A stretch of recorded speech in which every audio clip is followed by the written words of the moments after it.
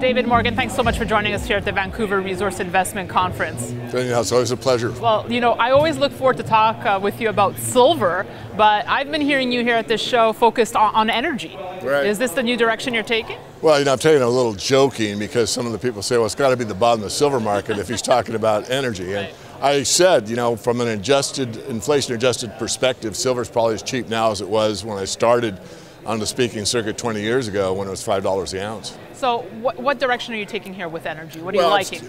Well, I like this whole sector.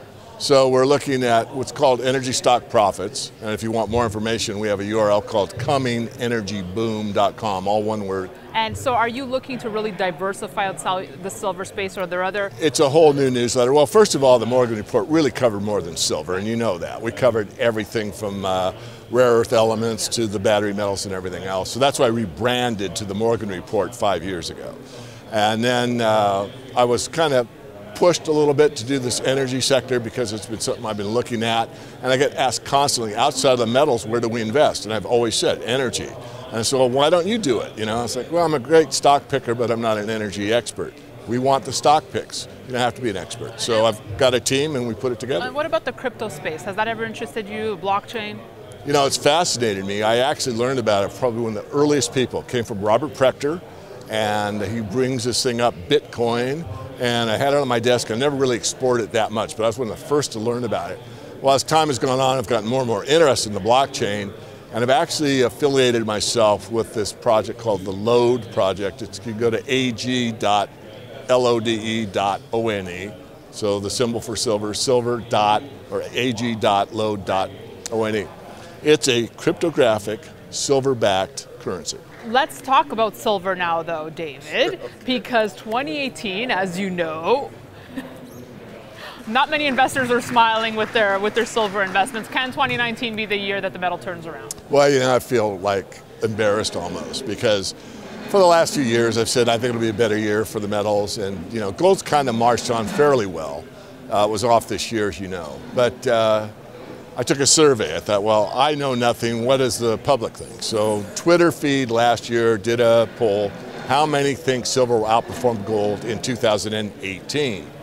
75% of the respondents said silver will outperform gold in 2018. Did not. Wrong. Majority was wrong. And it's really been one of the worst years for silver investors that we've had in a while. I don't give up, and I'm not because I'm stubborn. I'm seeing positive things in the gold market. Once we get through 1300 and level off and get through 1350, I'm absolutely convinced the bull market is finally back and silver will follow. What really went wrong in the silver market? Is just the question of too much supply? I think there's so much emotion in the silver market. It's similar to Bitcoin from that aspect. People get tied emotionally rather than intellectually. They don't really think about their investments. And when something moves fast and hard, it's easy to get excited. And when things move down fast and hard, it's easy to get discouraged. So there's more emotional play in the silver investor, and then you had a competitor.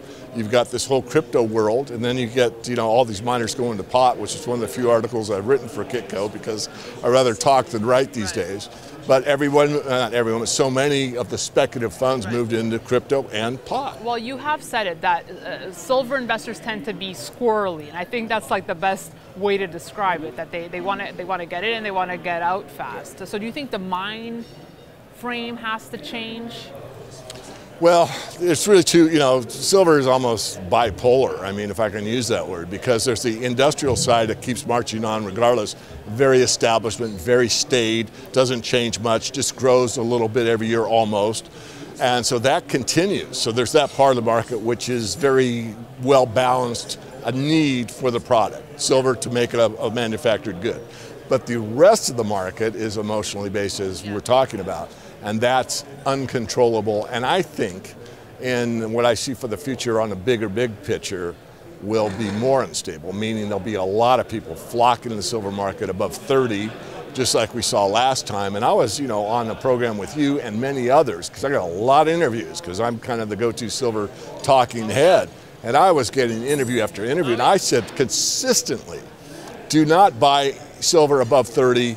And if you have to buy, I maybe said don't buy it. I said if you have to buy it, don't buy it all. This is a parabolic move, and I don't know when it's going to end, but I'll call the top when I see it. And I called the top. I called the top in the silver market, but very few people remember that. David Morgan, let's hope 2019 will be a better year then. Thank you so much for stopping by. And you are going to be on my panel discussion in a few hours. I look forward to having you on that. And if people want to catch that, you can catch that in a few days on Kitco.com. I look forward to it. David Morgan, thank you. Thank you for watching.